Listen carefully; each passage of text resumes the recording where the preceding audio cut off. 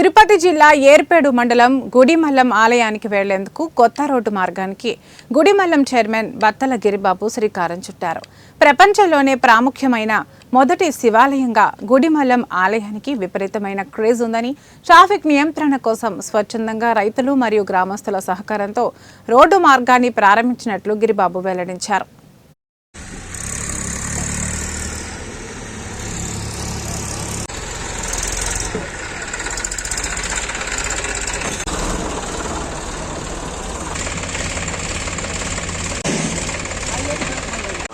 సుధీర్ రెడ్డి గారు ఎమ్మెల్యే గారిని బొద్దల సుధీర్ రెడ్డి గారిని మనం రిక్వెస్ట్ చేసుకుంటే ఆయన వాళ్ళ ఫాదర్ నుంచే ఇది ప్రపోజల్ ఉండింది. బట్ లాస్ట్ గవర్నమెంట్లో మిస్ అయిన దానివల్ల మళ్ళీ ఇప్పుడు మన గ్రామస్తులు ఇక్కడ ఉండే ల్యాండ్ ఓనర్స్ అందరూ స్వచ్ఛందంగా వచ్చి గుడికి ప్రాబ్లం లేకుండా మనం రోడ్లు ఇద్దామని చెప్పి అందరూ వచ్చి స్వచ్ఛందంగా ఇచ్చారు. ఎమ్మెల్యే గారి సారథ్యంలో ఇవన్నీ జరిగాయి. ఈ రోడ్డు కొన్ని ఏళ్లుగా ప్రపోజల్ ఉండింది, ఇప్పుడు కార్యరూపం దాల్చింది.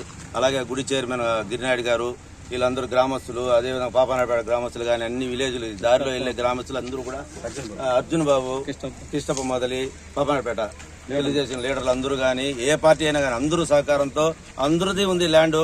ఎవరికి ఏ ఇబ్బంది లేకుండా నీట్ గా వాళ్ళే స్వచ్ఛందంగా వచ్చి ఇది గుడి విషయం, ఇది మన గుడిమల్ల పరిశ్రమేశ్వర దేవాలయం అనేది పురాతనమైన టెంపుల్ కాబట్టి ఆ ఉద్దేశంతో వచ్చే ట్రాఫిక్ కానీ చాలా ఇబ్బంది ఉంది పాపనాయపేటలో.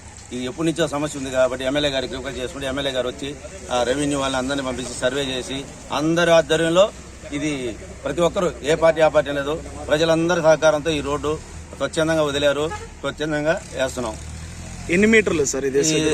మీటర్లు వచ్చి 40 అడుగులతో ఇప్పుడు ప్రపోజల్ పెడుతున్నాము. ఆర్ఎన్బి వాళ్ళు కూడా ఏంటంటే ఏర్పేడు మండలం పాపనాయుడుపేట గుడిమల్లం పరశురామేశ్వర స్వామి దేవస్థానానికి చాలా రోజులు రోడ్డు మార్గం పాపనాయుడుపేట మెయిన్ రోడ్లో చాలా ఇబ్బందిగా ఇరుగ్గా ఉంది. దానివల్ల బైపాస్ రోడ్డు వేయాలని చైర్మన్ గిరినాయుడు గారు దగ్గరుండి ఈ పనిని ప్రభుత్వం ద్వారా సహకరించి మన ఎమ్మెల్యే